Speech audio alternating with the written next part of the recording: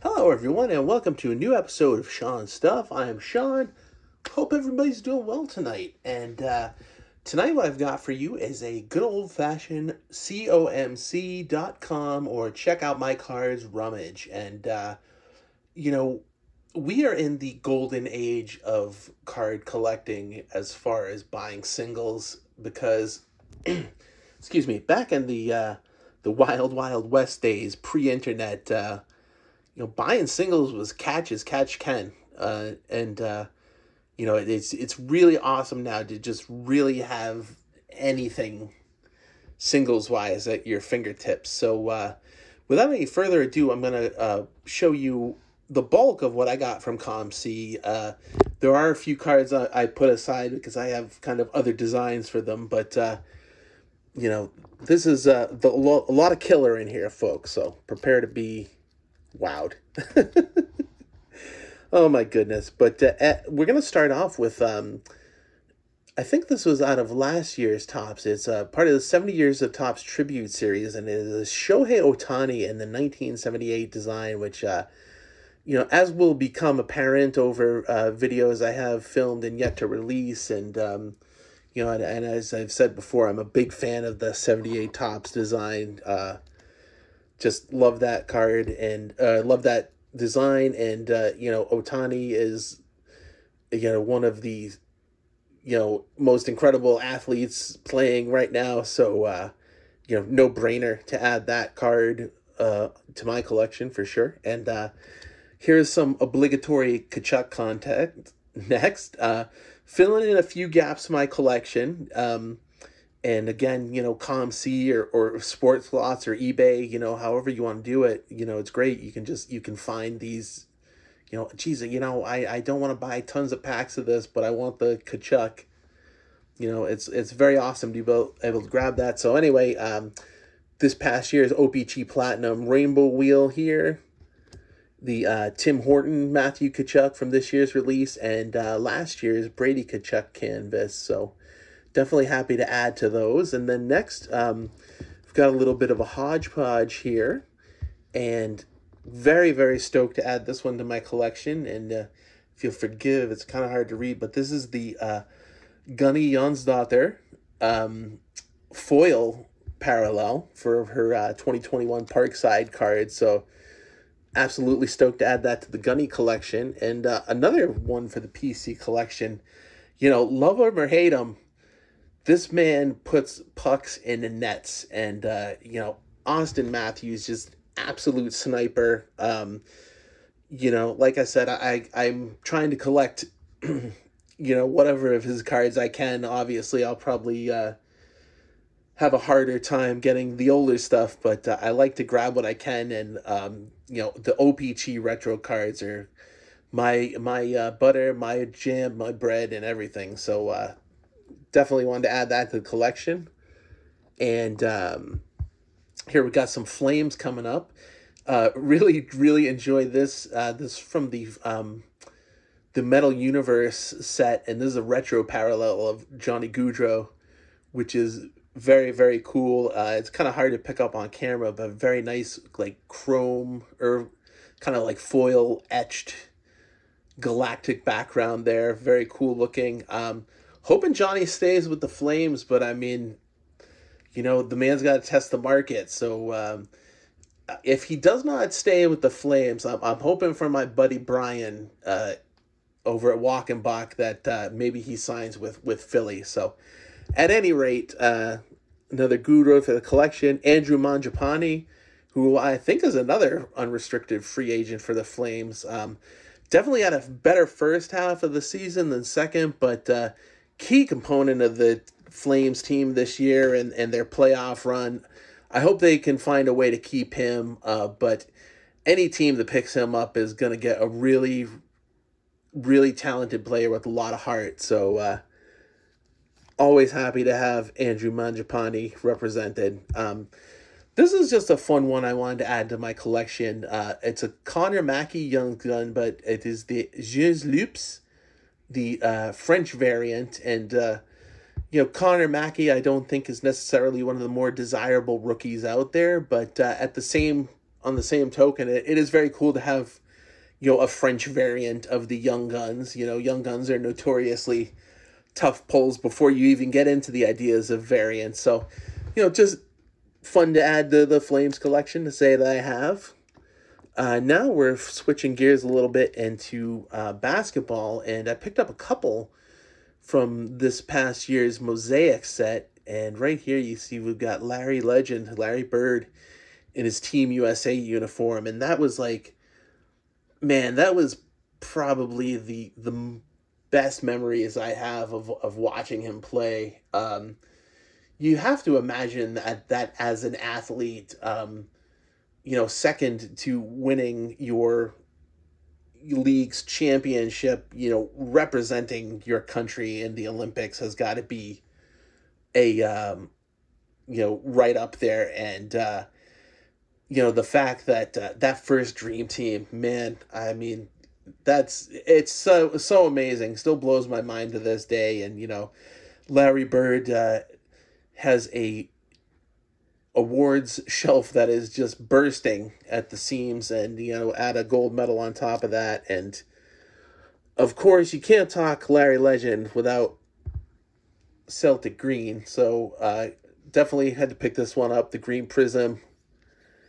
And switching gears, no pun intended, from basketball to racing, I did follow NASCAR for a brief time from about 2007 to 2010. I'm one of those people where, like, something can capture my imagination for a while. And Elliott Sadler was one of my favorite drivers. I liked his style, not the winningest guy on the track by any stretch, but, I liked the way he did things. And I especially liked, he ran a few paint schemes, but the Stanley car with the flame job and everything, that was the best. The black and yellow, the red flames. Oh, mwah, magnifique. So this was one I didn't have in my collection. This is from the Press Pass Stealth Chrome series.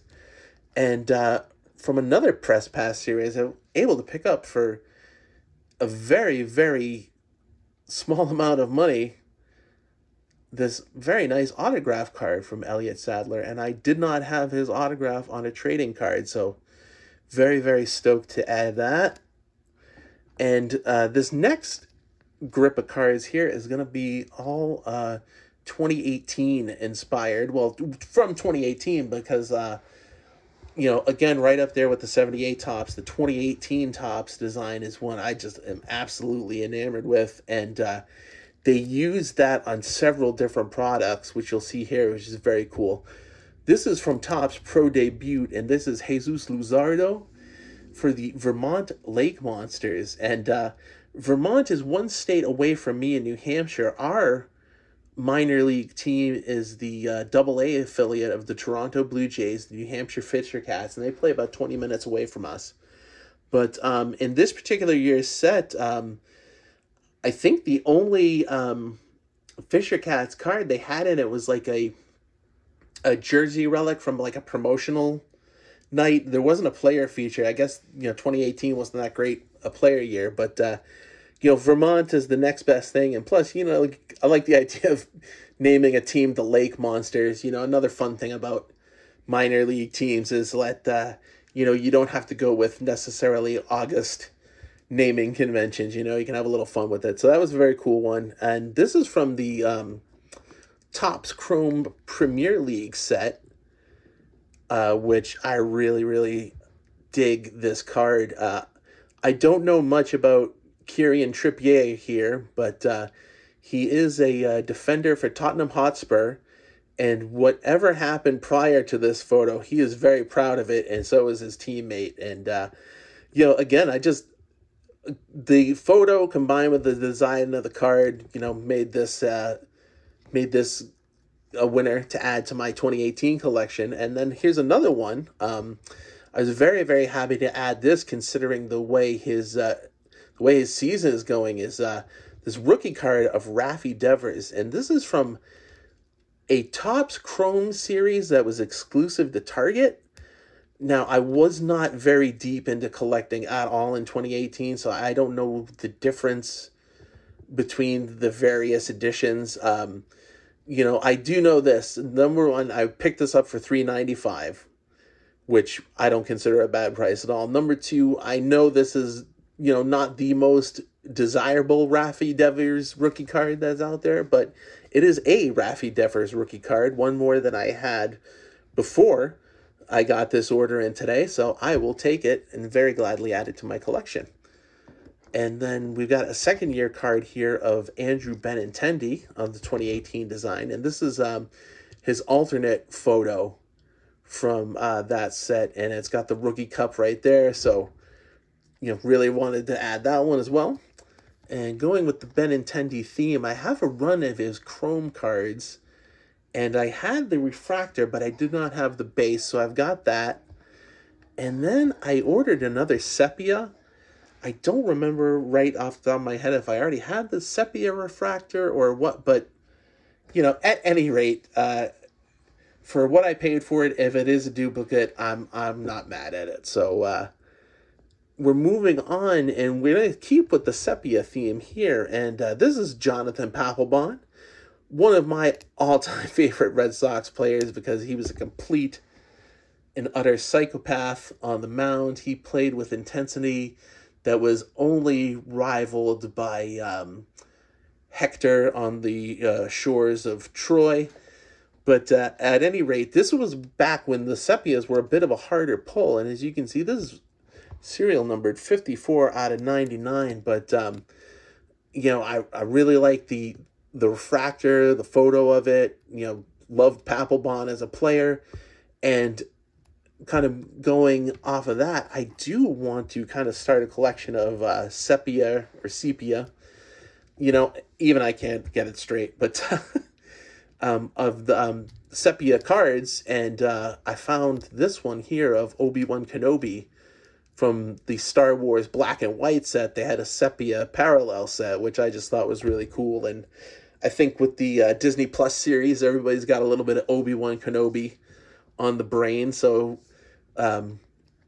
very fun one to add to the collection. And then moving on to modern sci-fi, you know, I gotta say, I unapologetically dig the Star Trek remake movies, and you know, and specifically like their place in the history of Star Trek, because they don't diminish the original series or anything like that to me. I think it's like a fun reinterpretation.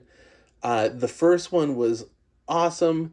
The second one has more plot holes than a block of Swiss cheese, but the action and effects more than make up for it. I'm a bit more lukewarm on the third one, but, you know, they can't all be zingers, right? But here is Chris Pine portraying Captain James T. Kirk as he is ready to blast down on some alien bad guys. But like I said, I love Star Trek holistically, and you can't have the new without the old. And this is a cool card I enjoyed. It is from a Star Trek villain series, and they printed it on cardboard stock rather than glossy. And this is evil Captain Kirk, who was the result of a dreaded transporter malfunction. And Captain Kirk was split into two different beings. One, his raw, animal, uninhibited passion and rage, and the other one is very, very meek and, you know, still very respectable dude. But, you know, if you ever have a chance, watch the original Star Trek episode, The Enemy Within. It's very early on. I want to say it's, you know, maybe 3 or 4 episodes of their first season. And you will see Mr. William Shatner make an absolute 5-course meal out of the scenery. I mean, the guy acts the pants off of everybody in the episode, including himself. And we're going to wrap it up with a bit of Star Trek history that I have always been really, really fascinated by. And that is the original Star Trek pilot episode, The Cage, which was filmed a year or two before the Star Trek that aired that, you know, everybody's familiar with.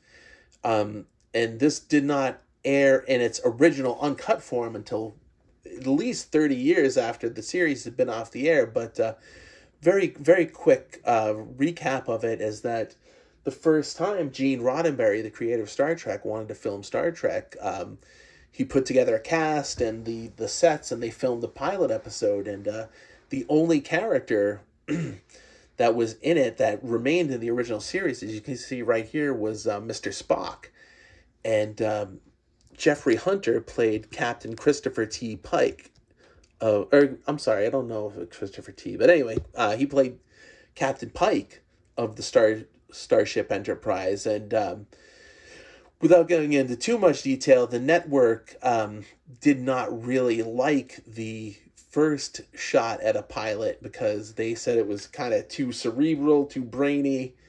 And what is really a rarity, Roddenberry and his production company were given a second swing, and they created the pilot for Star Trek that we all know and love with William Shatner and George Takei and Nichelle Nichols and everybody else in that wonderful cast. I know I'm forgetting some names, but yeah, to say the least, I'm very, very fascinated by this episode of Star Trek, and they are doing a series kind of based on that premise on Paramount Plus right now called Star Trek Strange New Worlds, which I gotta be honest, I'm enjoying quite a bit. So at any rate, I appreciate you guys who have stuck with me through this long-winded ramble through my COMC rummage, and I hope you guys had as much fun going through these cards with me as I had showing them to you. So thanks a lot. Have a nice night.